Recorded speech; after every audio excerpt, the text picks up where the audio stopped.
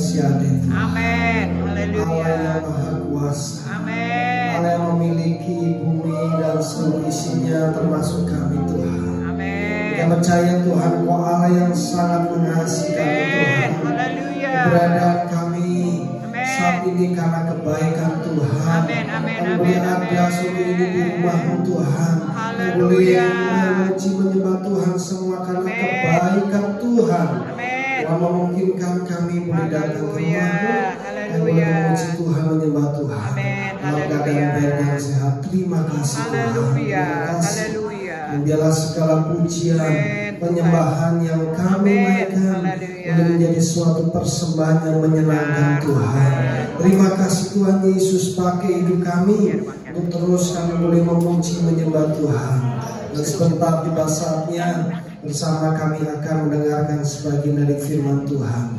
Firman yang hidup dan berkuasa, firman yang sanggup mengubahkan hidup kami, firman yang dulu sekarang selamanya tidak pernah berubah. Dan kepadanya Tuhan kami percaya Tuhan firman-Mu hidup. Dan biarlah Tuhan sore ini firman-Mu boleh masuk dalam tanah hati kami yang baik, sehingga benih firman itu boleh tertanam, berakar, bertumbuh, berbuah untuk kemuliaan nama Tuhan. Urapi kami bersama, urapi hamba yang sangat terbatas. Biarlah Roh Kudus menjangkau setiap kami pada sore ini, sehingga firman-Mu boleh menjadi berkat bagi kami. Setiap kami yang datang, kami pulang berbeda. Karena Tuhan sudah mengubahkan kami. Terima kasih Tuhan. Kami bersyukur kepada Engkau. Kami sambut firman Tuhan, kami lepaskan doa kami dalam nama Tuhan Yesus Kristus. Yang percaya katakan amin. Puji Tuhan. Silakan duduk Bapak Ibu dan semuanya. Selamat sore. Pertama saya berterima kasih kepada Tuhan, juga terima kasih kepada Bapak Gembala, Bapak Pendeta Jimmy Makasih, dan Ibu Gembala, Ibu Pendeta Megi, yang dengan kasihnya mengundang saya bisa sore ini bersama-sama beribadah dan terlebih memberikan kesempatan, kepercayaan untuk menyampaikan firman Tuhan. Terima kasih Pak dan Ibu. Puji Tuhan. Ada pepatah yang mengatakan tidak kenal maka tidak sayang disayang oleh Bapak Ibu. Oleh karena saya memperkenalkan diri, nama saya adalah Yusuf Agustian Widodo. Nah, dari namanya tahu dari mana? Dari Manado, bukan ya? Dari Jawa. Saya asli Malang. Jadi bukan orang Malang tapi ya. Saya orang yang beruntung tapi asli Malang. Saya kecil di Malang sampai selesai kuliah, dan saya kecil beribadah di GPDI. Jadi kalau sore ini saya bisa bersama-sama di GPDI, saya sangat senang sekali karena itu rumah saya dari kecil sampai saya pindah kota. Nah, terus sekarang di mana Pak? Nah ini saya jelaskan juga. Banyak ingin saya. Jadi setelah waktu saya kuliah, saya pelayanan musik. Nah tiba-tiba datanglah seorang gadis ya, yang dari kota sebelah, dari Kediri. Nah akhirnya dia menjadi istri saya, orang yang paling cantik di dunia menurut saya. Gitu. Jadi dia dari Kediri, saya dari Malang. Malang terkenal tempe, Kediri terkenal tahu. Jadi tahu dan tempe cocok gitu. Nah, istri saya ini adalah anak seorang hamba Tuhan. Maka saya konsultasi dengan Bapak Gembala saya, Bapak Pendeta Stefanus Hadi Prayitno almarhum, dan beliau sampaikan, you harus bantu mertua, karena mertua saya seorang janda. Papa mertua saya hamba Tuhan sudah berpulang tahun 80 dan diteruskan oleh mama mertua saya. Waktu itu masih pacaran kan. Tetapi kepala saya sampaikan, you harus bertumbuh di sana membantu pelayanan. Dan istri saya itu orang tuanya Gereja Bethel Tabernakel GBT. Sehingga dari situ saya bertumbuh di GBT sampai pindah ke Jakarta. Saya pelayanan pengembalaan di GBT di Kelapa Gading, di satu tempat tidak terlalu besar, dan saya mengembalakan di situ. Saya dikaruniai 2 anak, yang satu cewek udah selesai S2, yang satu cowok semester 2. Nah, itu perkenalan saya. Nanti kalau kepanjangan jadi nggak firman Tuhan begitu ya. Jadi itulah perkenalan saya, dan saya juga pelayanan di PGPI, sehingga kenal dengan hamba-hamba Tuhan dari anggota PGPI, dan ketemu lagi dengan senior saya di GBDI dan gereja-gereja lain, dan kita bisa bersama-sama. Itulah perkenalan saya, dan saya sangat terkesan sekali beberapa waktu yang lalu ditraktir oleh Bapak dan Ibu Gembala makan ikan kuning, ya, ikan masakan Manado. Enak sekali Pak, dan saya sudah datang lagi ngajak teman-teman, enak juga. Jadi saya selalu ingat itu. Oke, terima kasih. Itulah perkenalan saya, dan sore ini saya diberikan kesempatan untuk menyampaikan firman Tuhan, dan mohon izin saya ingin ambil gambar Bapak Ibu semuanya, boleh ya? Boleh Pak Gembala ya. Ini kok sebentar. Kok flashnya nyala ya? Bentar. Oke, saya mau ambil gambar. Boleh Bapak Ibu kasih senyum yang paling ceria sore ini. Boleh lambaikan tangan ya, 1, 2, 3. Oke, terima kasih. Mari kita masuk dalam firman Tuhan yang saya berikan judul Living in God's Plan. Hidup di dalam rencana Tuhan. Dan saya rindu kita untuk melihat sebuah peristiwa, sebuah kisah di Alkitab yang terdapat di dalam Kejadian 26 ayat 1 sampai 6. Dalam Perjanjian Lama, Kejadian 26 ayat 1 sampai 6, kemudian nanti disambung ayat 12 dan ayat 13. Nah, Kejadian 26 ayat 1 sampai 6 disambung ayat 12-13. Yang sudah dapat boleh katakan amin. Amin. Oleh karena itu yuk kita baca bergantian dengan tetap duduk aja. Bapak Ibu ayat ganjil, saya ayat genap, dan ayat 13 kita baca bersama-sama. 2, 3.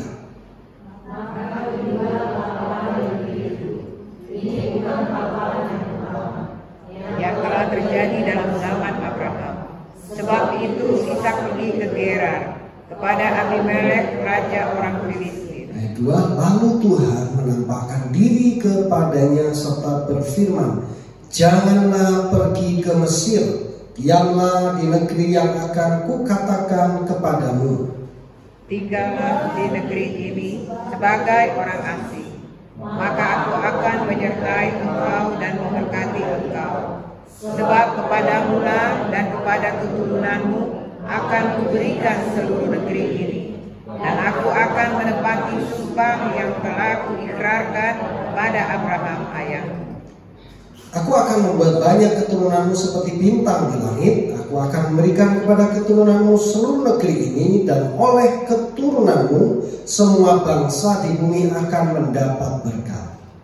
Karena Abraham telah mendengarkan firman-Ku dan memelihara kewajibannya kepadaku, yaitu segala perintah, ketetapan dan hukum-Ku. Jadi tinggallah Ishak di Gerar. Lanjut ayat 12. Ya, ayat 12. Ya, 2, 3. Maka menaburlah Ishak di tanah itu, dan dalam tahun itu juga ia mendapat hasil 100 kali lipat, sebab ia diberkati Tuhan. Bersama ayat 13, 2, 3. Dan orang itu menjadi kaya, bahkan kian lama kian kaya, sehingga ia menjadi sangat kaya. Amin. Berbahagialah kita yang membaca firman Tuhan, mendengar firman Tuhan, terlebih yang melakukan firman. Bapak Ibu Saudara semuanya, apa yang barusan kita baca ini adalah satu penggalan kehidupan dari Ishak. Kita tahu bersama Ishak anaknya siapa? Anaknya Abraham. Jadi apa yang kita baca ini adalah peristiwa yang dialami oleh Ishak. Kalau kita melihat di ayat yang pertama dikatakan, maka timbullah kelaparan di negeri itu. Ini suatu peristiwa yang sangat memprihatinkan. Peristiwa yang jarang dialami orang. Saya mau tanya di antara kita, pernah nggak ngalami kelaparan? Kalau lapar sering, gitu kan? Lapar sering, lupa makan atau puasa itu lapar. Tapi kalau kelaparan ada nggak? Saya ingin tahu, saya ingin testimoni kelaparannya gimana? Setahu saya di Indonesia, apalagi di Jakarta, itu kok belum ada orang kelaparan, apalagi menghadapi musibah kelaparan. Oke lah, kalau kelaparan ada yang pernah kelaparan, dia tinggal ke tetangga minta nasi dikasih tuh, dikasih lah ini. Nggak usah ke tetangga, datang ke gembala bapak ibu pasti dikasih. Diajak makan ikan lagi dengan saya. Saudara, peristiwa yang dialami oleh Ishak ini adalah sebuah peristiwa yang sangat memprihatinkan. Karena bukan saja kelaparan, tetapi kelaparan di negeri itu. Bapak Ibu saudara semuanya, sebagai orang tua, tentu kalau kita melihat anak kita kelaparan gimana? Apapun kita korbankan, kita siap. Kalau suruh milih anak itu sekolah atau makan, ya milih makan dulu. Gimana bisa sekolah kalau dia nggak makan? Bila perlu nggak perlu macam-macam, nggak perlu beli apa, yang penting bisa makan. Di sini saya mau katakan kepada kita bahwa apa yang dialami oleh Ishak ini sangat-sangat dan sangat serius. Kalau orang tidak sekolah, tidak pergi, ya sudah diam aja. Tapi kalau sampai orang tidak makan, maka dia bisa mati. Musibah kelaparan. Sangat memprihatinkan. Tetapi kalau kita lihat apa yang barusan kita baca tadi, kita melihat endingnya enak gak? Enak sekali yang kita baca terakhir. Wah, Tuhan memberkati dia menjadi kaya. Terus semakin kaya, kian kaya. Saya nggak mau. Jujur aja, secara manusia kalau dikasih siapa yang nggak mau. Tetapi saya tidak ingin fokus kita ke situ. Saya ingin kita memikirkan dari Ishak yang kelaparan, musibah kelaparan. Tetapi pada akhirnya dia bisa melewati itu, bahkan menjadi pribadi yang berhasil. Nah, sore ini saya ingin kita belajar dari seorang yang bernama Ishak. Teladan apa sih yang dia kasih? Apakah Ishak tiba-tiba, karena dia anaknya Abraham, karena dia itu anak perjanjian, maka pasti dipelihara Tuhan? Belum tentu. Karena yang kita lihat ayat kita baca tadi, ada teladan yang diberikan oleh Ishak yang perlu kita tahu, kita contoh, sehingga setiap rancangan Tuhan yang indah itu bisa terjadi atas hidup kita. Yang pertama, saya dapatkan di ayat yang kedua, lalu. Jadi kita nggak jauh di ayat 2, ayat 3 ya. Lalu Tuhan menampakkan diri kepadanya serta berfirman. Di situ dulu. Apa yang kita dapatkan di sini? Yaitu Ishak adalah pribadi yang hidup intim dengan Tuhan. Jadi yang pertama, Ishak adalah pribadi dia yang hidup intim dengan Tuhan. Kenapa bisa intim? Karena ayat 2 mengatakan, lalu Tuhan menampakkan diri kepadanya serta berfirman. Saudara, Tuhan itu bukan oknum yang nganggur, tiba-tiba nungguin orang, tidak. Orang yang tidak dekat dengan Tuhan, tak rasa Tuhan tidak akan menampakkan. Tuhan itu menampakkan dengan orang yang bergaul karib, yang dekat dengan Tuhan. Ambil contoh, Bapak Gembala. Kira-kira di mall ketemu orang nggak kenal terus ngobrol gitu, ya udah, lihat dulu siapa. Tapi begitu di mall ketemu Bapak Ibu, wah langsung ngobrol. Kenapa? Karena kenal, karena akrab, karena karib.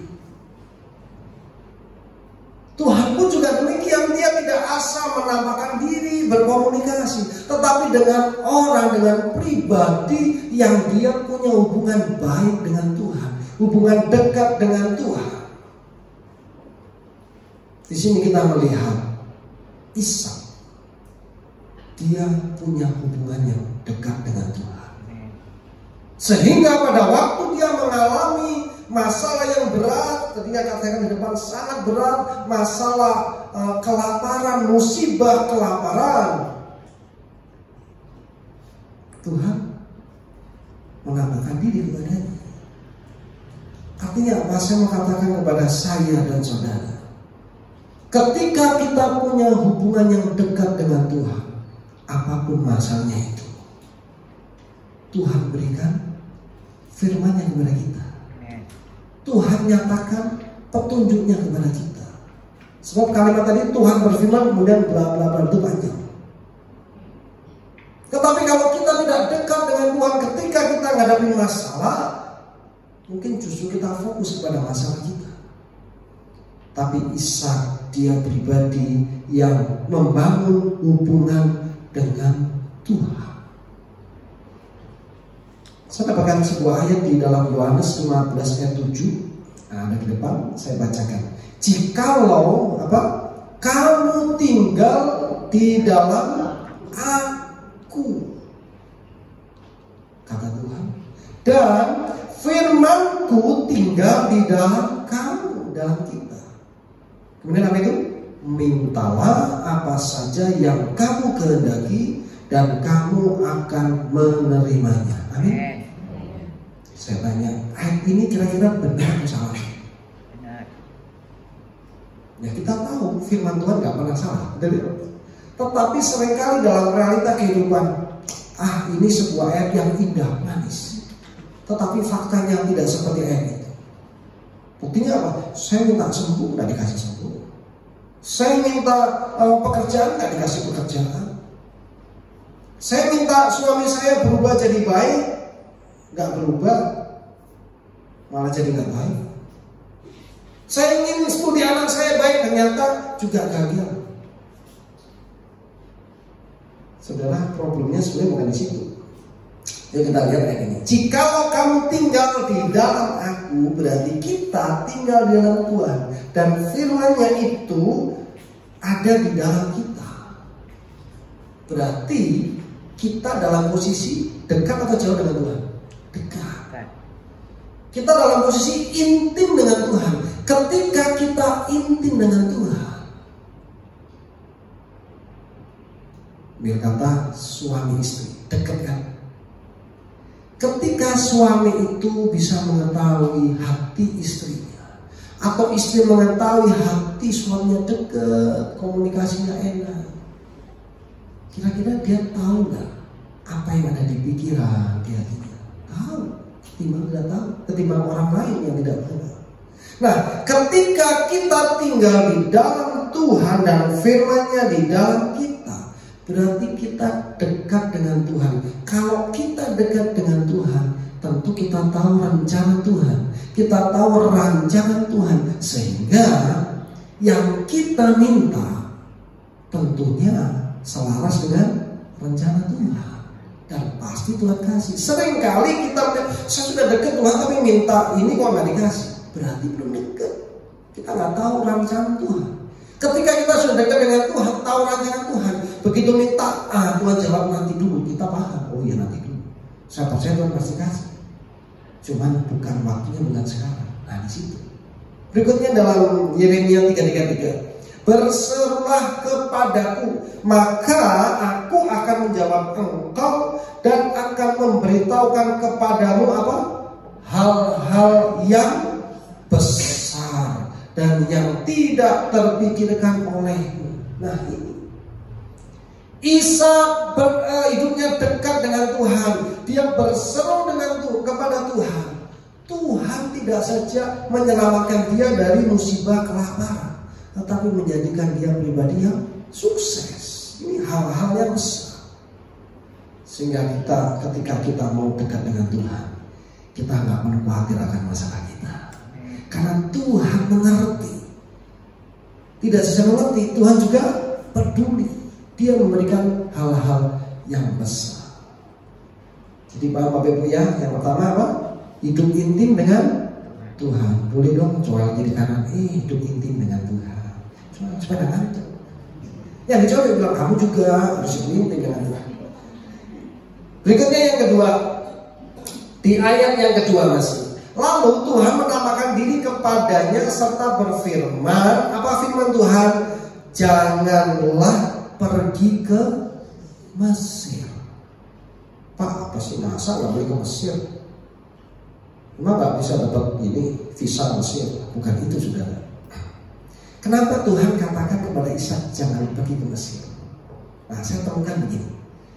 Tadi dikatakan ini bukan kelaparan yang pertama, ya kan? Di ayat berapa tadi? Ayat 1 ya dikatakan. Maka timbullah kelaparan di negeri itu. Ini bukan kelaparan yang pertama. Bahwa ternyata memang ada kelaparan yang sebelumnya. Kapan itu? Ternyata kelaparan sebelumnya itu di zamannya Abraham, bapaknya Ishak. Jadi Ishak ini pada waktu menghadapi kelaparan, dia punya traumatik, ya kan? Karena pernah menghadapi kelaparan bapaknya di zamannya ayahnya. Nah, pada waktu itu, pada waktu menghadapi kelaparan, Abraham pergi ke Mesir. Apa itu ya? Nah, di sini Tuhan katakan kepada Ishak, janganlah pergi ke Mesir. Logikanya kan begini, pada waktu menghadapi masalah, solusinya seperti ini. Sekali waktu menghadapi masalah lagi, solusinya kurang lebih sama kan? Betul ya? Kalau misalkan sakit, pusing, biasanya minum apa? Ibu? Obat apa? Contoh Panadol. Terus besok pusing lagi, masa minum ini misalkan obat sakit perut gitu kan ya? Panadol lagi kan begitu. Nah, ini pada waktu kelaparan pertama, ayahnya Abraham pergi ke Mesir oleh petunjuk Tuhan. Tapi pada waktu yang kedua, Tuhan katakan kepada Ishak, jangan pergi ke Mesir. Apa maksudnya? Pada waktu kelaparan pertama, setelah pergi ke Mesir, mereka terpelihara nggak? Terpelihara. Karena Mesir itu makmur.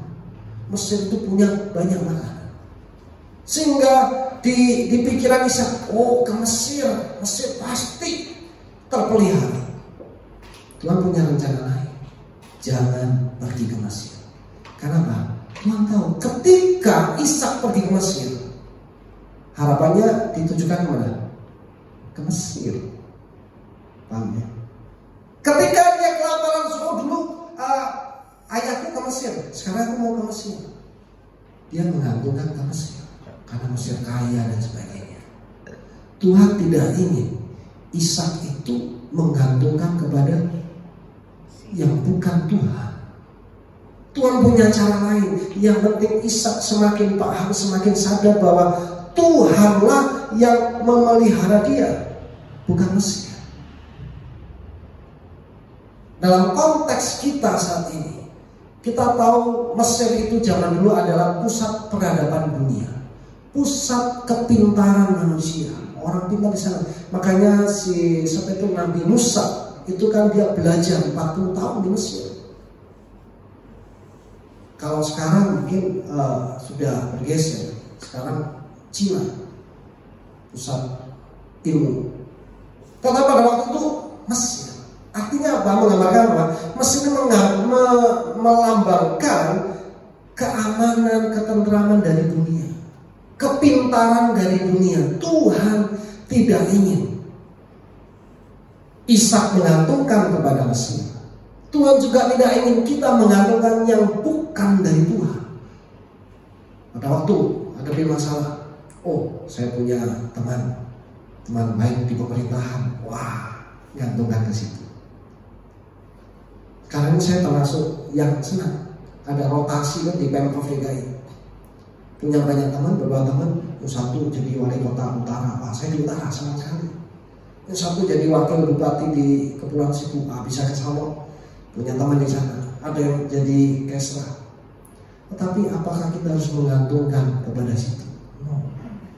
Berteman boleh, tapi tetap menggantungkan kepada Tuhan. Pada waktu kita cari pekerjaan, kemudian lamaran, kasih lamaran, nunggu apa? Nunggu dipanggil. Nggak dipanggil-panggil, apa yang kita lakukan? Tuh, lewat orang dalam, ada ordal ya, sekarang lagi ramai ordal, bayar sekian. Kita menggantungkan kepada orang lain. Tuhan ingin kita menggantungkan kepada Tuhan. Yeremia 17:5 mengatakan, beginilah firman Tuhan, terkutuklah orang yang mengandalkan manusia, yang mengandalkan kekuatannya sendiri, yang hatinya menjauh daripada Tuhan. Orang yang mengandalkan manusia, Tuhan katakan apa? Hatinya menjauh daripada Tuhan.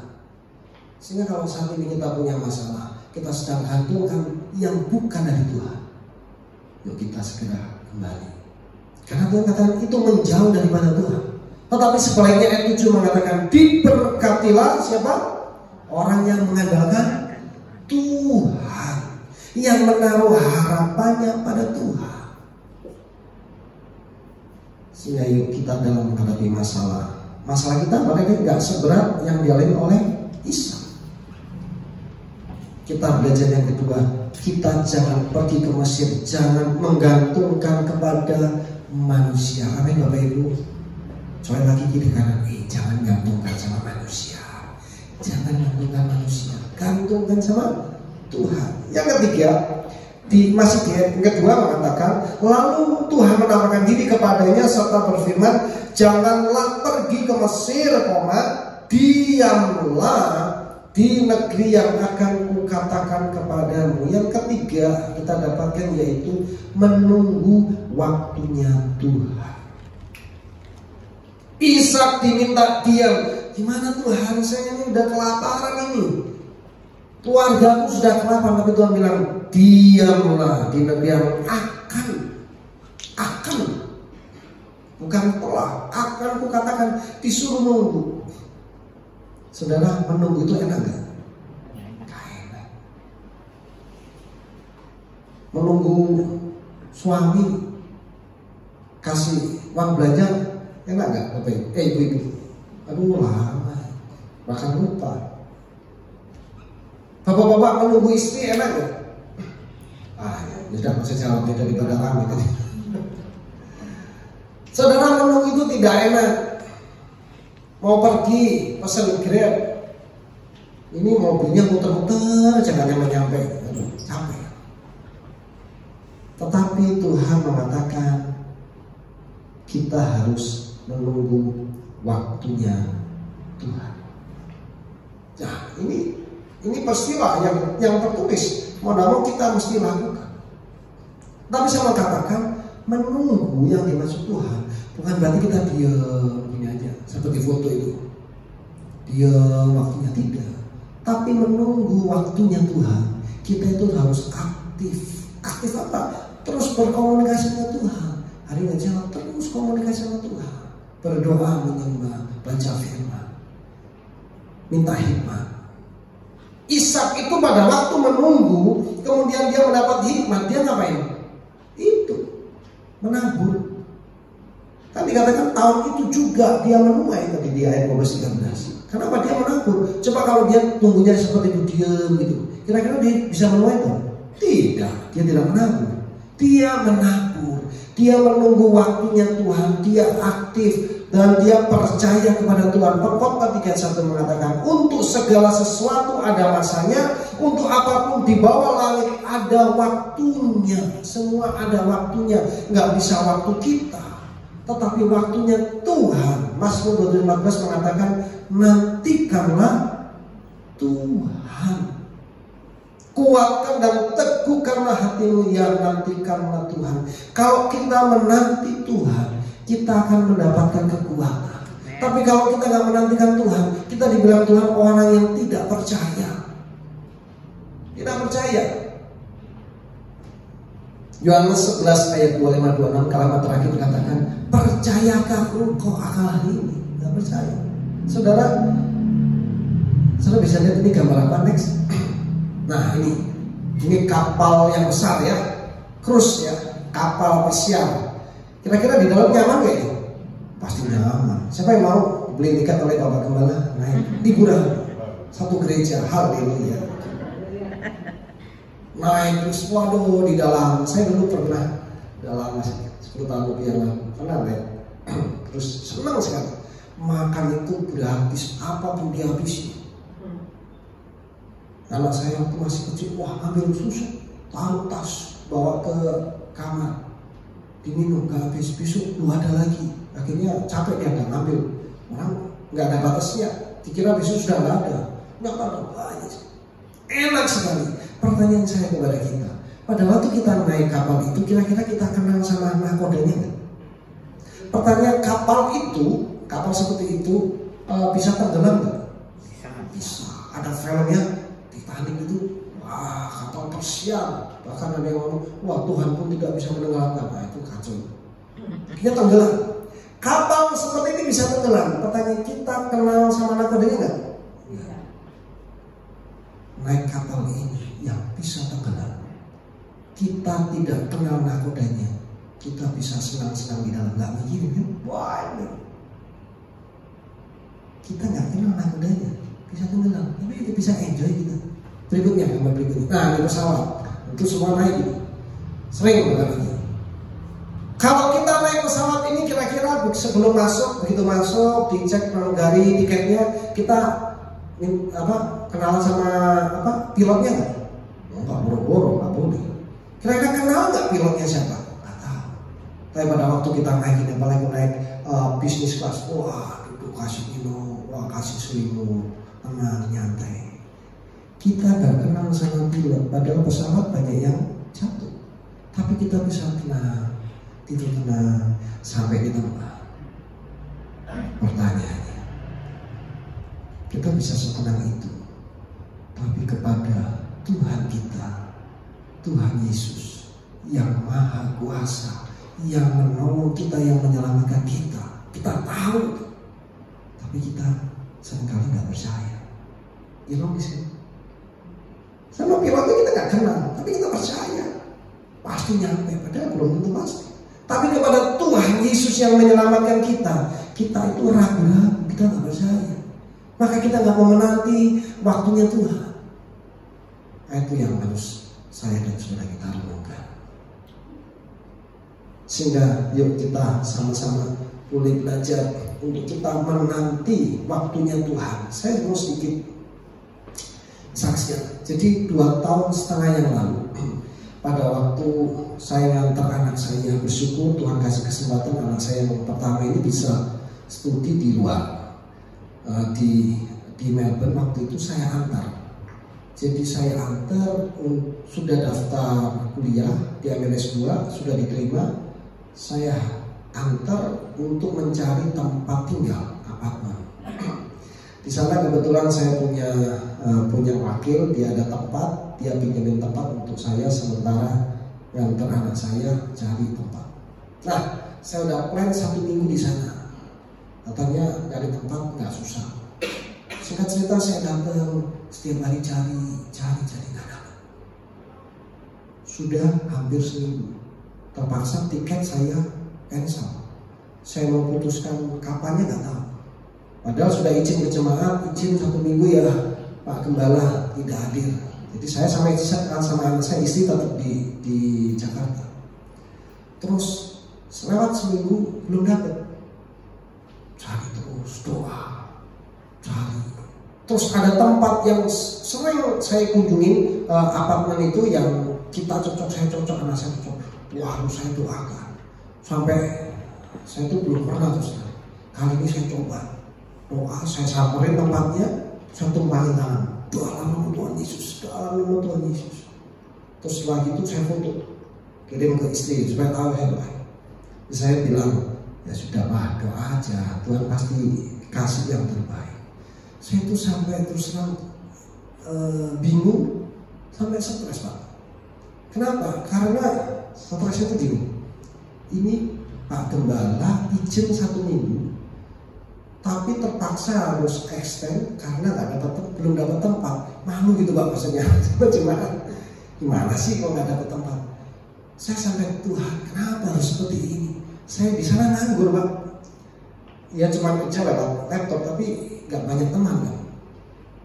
Akhirnya tetap saya kerjakan jalan-jalan. Sekali waktu sudah hampir 3 minggu sampai minggu 3, saya tiba-tiba ada email masuk di anak saya karena dia apply banyak.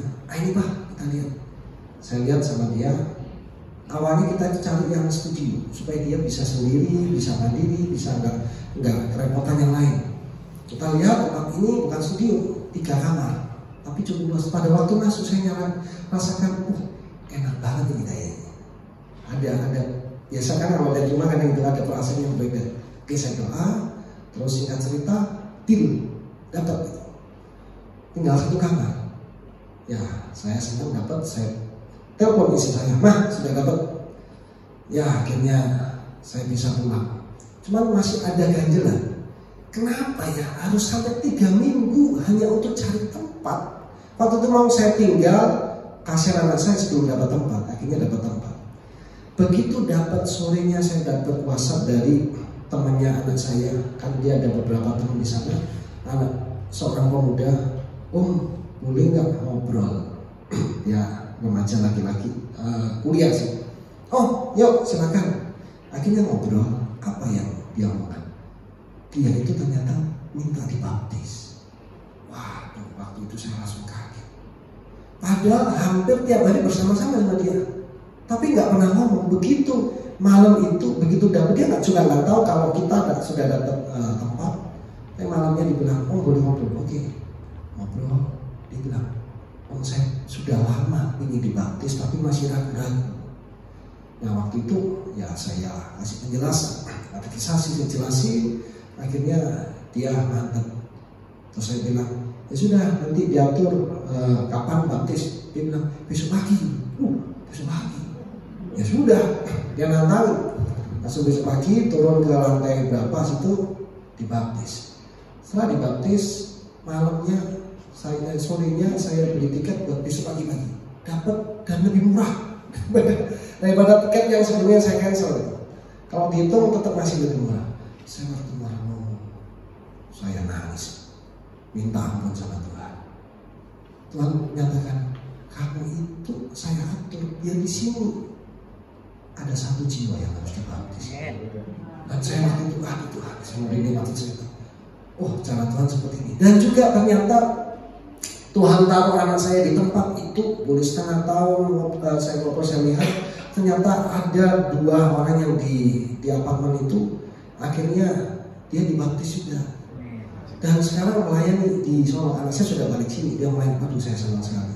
Ada kata waktu saya paksakan tempat yang studio, ya tadi itu rencana saya. Tapi dari situ saya ingat sekali pelajaran. Gak enak mungkin secara daging, tapi endingnya ini Tuhan.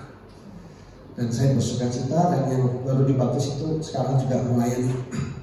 Oke, di situ. Jadi tentu Bapak Ibu juga punya pengalaman bagaimana belajar menunggu waktunya Tuhan yang terbaik buat kita. Berikutnya yang keempat, dikatakan ayat 3, tinggallah di negeri ini sebagai orang asing. Jadi melalui pelajaran Ishak ini yang keempat, yaitu kita atau dia diminta untuk tinggal sebagai orang asing. Tuhan ingatkan kepada Ishak, kamu di sini orang asing. Kenapa? Waktu itu banyak Allah-Allah lain. Tuhan katakan, kamu tidak sama seperti dia. Kamu orang asing. Kamu adalah anak pilihanku. Tuhan mau tunjukkan, Ishak, kamu berbeda. Demikian juga dengan kita. Kita harus sadar, kita di dunia ini sebenarnya asing. Keluargaan kita di mana? Di surga. Ada yang itu Filipi 3:20. Karena keluarga kita adalah di dalam surga, dan dari situ juga kita menantikan Tuhan Yesus Kristus sebagai juru selamat. Kita harus menyadari bahwa keluarga kita adalah di surga, sehingga kita tidak boleh mencontoh caranya dunia. Kita tidak boleh berharap selamanya ada di dunia. Kita harus ingat sekali waktu kita pulang, Tuhan sudah sediakan.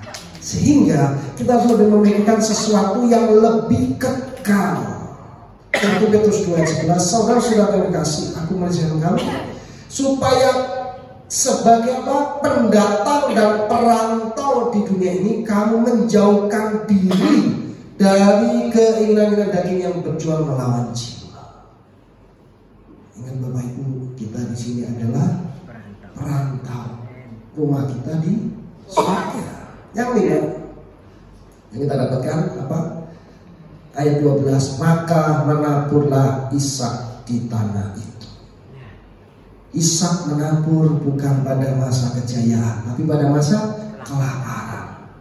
Baik saudara, lapar disuruh nabur. Lapar itu mesti dikasih makan. Filosofi orang Tionghoa itu biasanya makan, kasih makan baru. Jadi kalau punya kawan biasanya kasih makan dulu, kalau salah kasih makan baru dimarahin. Tetapi Tuhan mengajarkan Ishak, meskipun kelaparan, kamu harus menabur. Sakit nggak? Sakit. Tapi endingnya luar biasa. Saat ini saya nggak tahu kondisi kita, tetapi saya mengatakan seperti Ishak ini, kita harus menabur. Ada dua yang harus kita tabur.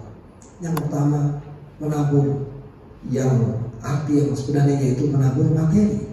Kita tahu Bapak Ibu punya apa untuk menabur untuk pekerjaan Tuhan.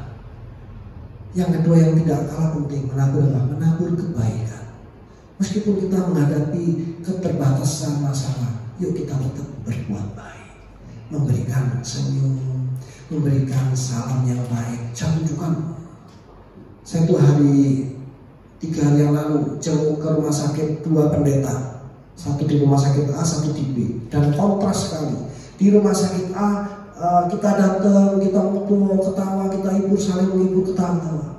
Tapi di rumah sakit B saya datang marah-marah dia, susternya dimarahin, suaminya dimarahin, rumah sakitnya juga dokternya gak benar gini. Saya lihat kontras sekali. Nah doanya sudah beda. Kita doa sini supaya ada sukacita. Kenapa? Hati yang gembira adalah obat yang manjur. Jadi yuk, meskipun kita punya keterbatasan, yuk mari kita mau menabur. 2 Korintus 9 mengatakan, camkanlah ini, orang yang menabur sedikit akan menuai sedikit juga, dan orang yang menabur banyak akan menuai banyak. Saya tutup dengan sebuah ilustrasi cerita. Sekali waktu ada seorang ibu yang punya masalah yang berat buat hidupnya. Berat sekali. Dia datang kepada seorang pendeta. Kemudian pendeta itu hanya memberikan sebuah ayat dalam Maleki 3:3. Dibayangkan yang ada gambarnya. Maleki 3:3 dia dapat. Terus dia baca. Ayat itu menuliskan, ia akan duduk seperti orang yang memurnikan dan mentahirkan perak, dan ia, Tuhan, mentahirkan orang lain, menyucikan mereka seperti emas dan seperti perak. Dia memikirkan ayat ini, saya punya banyak masalah, kenapa dikasih ayat seperti itu? Biasanya kalau orang punya masalah dikasih ayat apa? Penghiburan. Ini dapat ayat seperti itu. Maka dia mikir, saya akan cari tahu nih supaya saya mengerti maksud Tuhan apa. Maka dia pergilah ke tukang perak. Dia datang ke tukang perak yang sedang bekerja seperti itu. Terus dia tanya 3 pertanyaan yang dia sampaikan. Pemusik boleh maju ke depan ambil tempat. Dia tanya yang pertama, Mas, kalau memurnikan perak, dimurnikan, peraknya itu diapakan sih? Diapain sih peraknya? Boleh tetap gambar tadi. Ketika memurnikan perak, peraknya itu diapain? Masnya bilang, ya dimasukkan ke api. Oh, terus Roh Kudus berbicara dalam dirinya. Roh Kudus katakan, ya memang seperti itu. Kalau orang sedang dimurnikan, itu seperti dibakar-bakar dalam api. Ya kadang kita menghadapi masalah seperti dibakar-bakar. Dia dapat jawaban dari pertanyaan yang pertama. Oh, saya ini sedang dimurnikan karena saya dibakar-bakar. Terus pertanyaan yang kedua dia tanya kepada tukang perak itu, Mas, waktu kamu memproses perak itu, waktu kamu memurnikan perak itu, kamu ada di mana? Nah masnya lagi kerja bilang, ya saya nggak kemana-mana, saya di sini nih pakai tongkat panjang, saya tungguin peraknya. Terus Roh Kudus bicara dalam hatinya, ketika kamu dimurnikan, aku tidak kemana-mana. Aku tungguin kamu dengan sabar sampai itu selesai. Udah sana. Terus yang ketiga dia tanya, Mas,